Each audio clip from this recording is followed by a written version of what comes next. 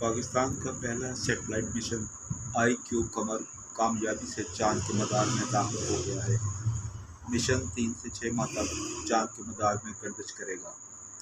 سپارکو کے مطابق خلا میں بھیجا گیا پاکستانی آئی کیو چاند کے مدار میں داخل ہو گیا ہے اور یہ 16 مئی کو پہلی تصویر زمین پر بھیجے گا۔ بتایا گیا ہے کہ آئی کیو پاکستانی وقت کے مطابق 1:14 پر چاند کے مدار میں داخل ہوا۔ سیٹلائٹ چاند پر تعیناتی کے بعد ڈیزائن کردہ تکنیک کے عین مطابق کام کر رہا ہے۔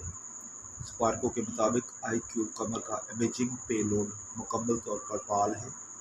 اگلے 2 دن تک سیٹلائٹ کی مدد سے چاند کے مدار کے اندر مکمل جانچ کی جائے گی۔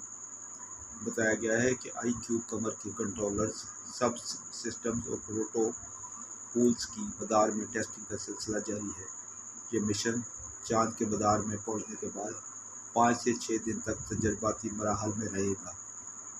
سپارکو کے ترجمان نے بتایا ہے کہ ٹیسٹ اور آلات کے آپریشنل ہونے کے بعد 16 مئی تک چاند کی پہلی تصویر موصول ہوگی۔ واضح رہے کہ آئی کیو قمر کو چینی مشن چینگ 6 کے ساتھ 3 مئی کو بنیان اسپیس لانچ سائٹ سے بھیجا گیا تھا۔